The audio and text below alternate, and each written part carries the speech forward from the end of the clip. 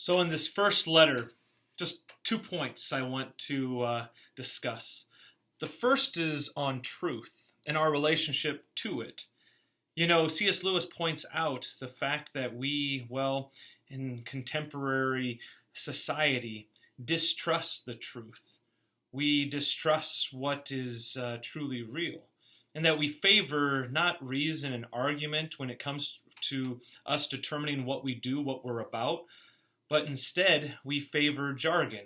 We favor what is popular. We favor what is kind of comes up to be a bunch of incompatible philosophies from Hollywood and from politics and from science and from math. And rather than trying to pull all those things together and to seek after a comprehensive truth that might rule our life, we keep everything separate. Now, that's what science says. That's what makes Hollywood so good. And over here, that's what religion is. And yet, Screwtape warns Wormwood that if he leads his patient, if he leads the one that he's trying to tempt towards reason, towards actually considering, what is true, that he leads him into that possibility of starting to see everything as it ought to be, as being, one big whole. That religion has, a bearing on all of life, not just a portion of it. That what is true in science brings to bear something on everything in life, not just its little portion over there.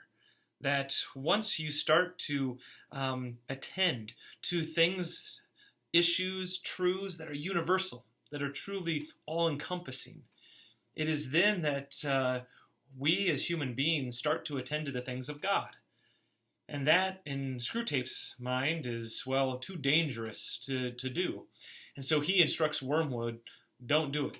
Don't try to lead your patient to thinking rationally or to looking for truth. Just let him live in a life of, jargon, of what is popular, of keeping things all in separate camps throughout one's life. And that brings us to the next point. He talks about what is, real life.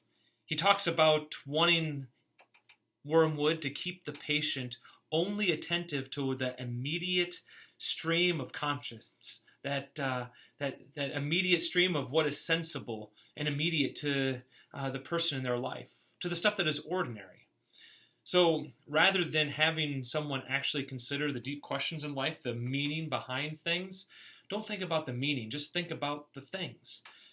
We hear the story of Wormwood or Screwtape pointing out to his patient in years past, the fact that he hasn't eaten lunch and the fact that there's the bus and the bus is numbered this and the fact that he needs to get to that. And that if he kept his patient just on worrying about what is immediate to him, what was ordinary, what was plain, he would keep him from actually considering the true, meaning behind the things. And when he doesn't think of the meaning behind things, it takes him away from that opportunity to think about God.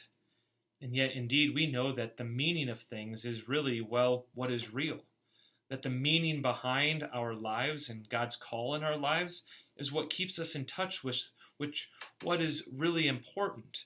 And that if we only, attend to the things that are immediate, tend to the things that are practical, tend to the things that are right there in front of us, we will many times miss the incredible depth of the love, of the mercy, of the justice of God that might not be able to be seen or touched. But if we see and experience the things that we do and take time to reflect, to meditate, to pray, and to actually delve down into the depth of the meaning of what has happened, we might actually, be picked up by a God who is all love and whose presence is, just everywhere.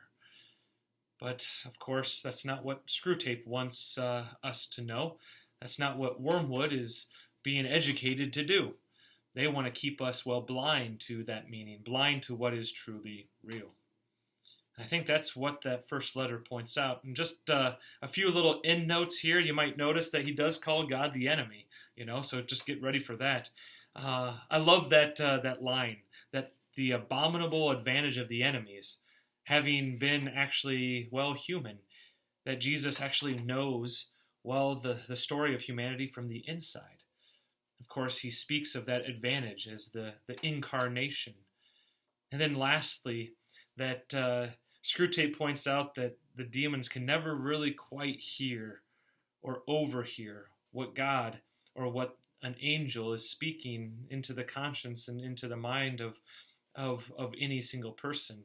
I love that witness that even the demons, they don't have full access to the glory of God, because once you shut yourself out from that love, once you shut yourself out from the truth, there's some things that just kind of escape your ability to understand, your ability to be in communion with. And one of those things is the very Word of God. So hopefully we don't shut ourselves out like the demons already have, and hopefully we can attend to the real voice of God that is in our life.